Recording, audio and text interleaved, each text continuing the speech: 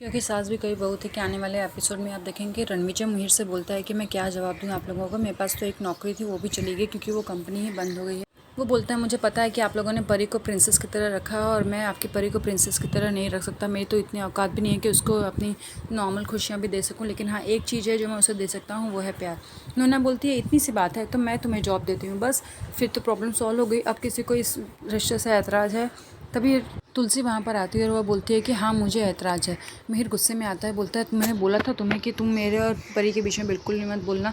तुलसी बोलती है बच्चे साझा होते हैं मिहिर, ये सिर्फ तुम्हारे बच्चे नहीं हैं, ये मेरे ही बच्चे हैं और मैं परी के बारे में ज़रूर बोलूँगी। मिहिर बोलता है अच्छा हाँ, समझ में आया कि सिर्फ ये मेरी बेटी नहीं है, मेरी और तुम्हारी दोनों की बेटी है। लेकिन तुमने आज तक क्या किया परी के लिए? तुमने सिर्फ उसके लिए गवाही दी है, उसका जीवन खराब किया है। तुम्हारी वजह से परी आज यहाँ इस हालत में है।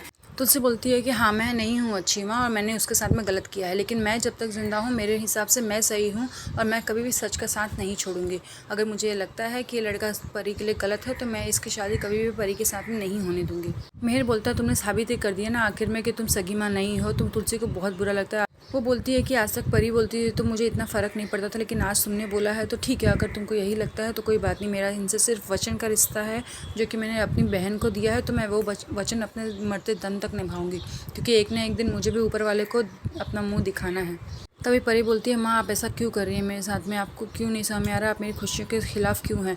तो बोलती है कि हाँ, मुझे समझ में आ रहा है तो कि तू क्या कर रही है, और लेकिन यहाँ पे हमारे दोनों के बीच में बात हो ही नहीं रही है।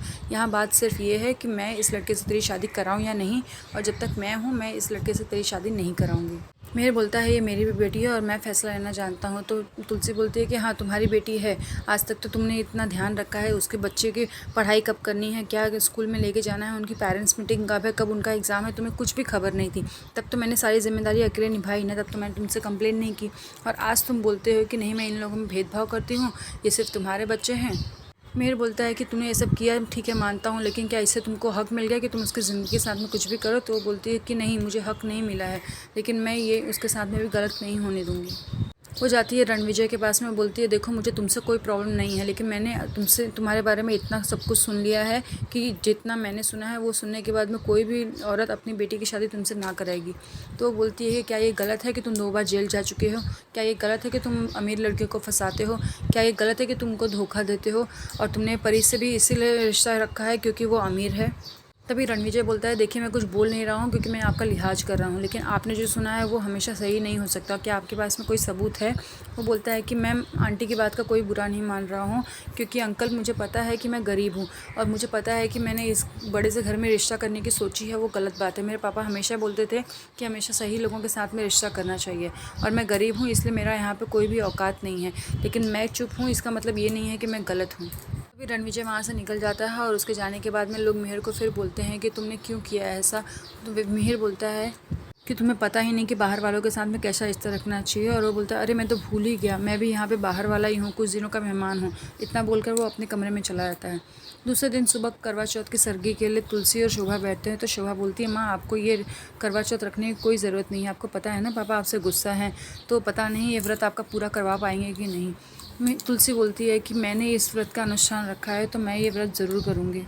वो शोभा को बताती है कि तुझे पता है कि तेरे पापा भी मेरे साथ में हमेशा व्रत रखते हैं। लास्ट ईयर उन्होंने क्या किया पता है? उनकी भूख से हालत ख़राब हो रही थी, तो मैंने उनको बोला कि आप खाना खा सकते हो, नहीं तो आपको एसिडिटी हो जाएगी।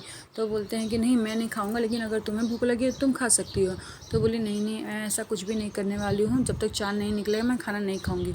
वो बोलती है देख, तेरे पापा मुझसे इतना प्यार करते हैं और वो इस बार चाहे कुछ भी हो, मेरा व्रत पूरा करवाएं या नहीं, मैं तो व्रत ज़रूर रखूँगी।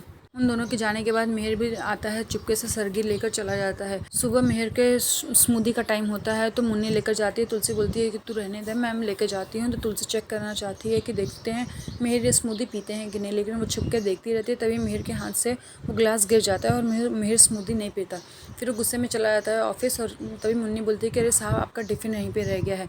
तो बोलते हैं कि अरे जाने तो, आज मेरा लंच बाहर ही है तो मैं ये टिफ़िन नहीं ले सकता। और तुलसी चेक करती है कि मिहिर टिफ़िन लेते हैं कि नहीं, लेकिन इस बार भी वो चूक हो जाती है उससे, क्योंकि वो बाहर लंच करने वाला होता है। तो वो सोचती है कि पता नहीं इन्होंने व्रत रखा है कि नहीं, मैं तो पता ही नहीं लगा पा रही हूँ।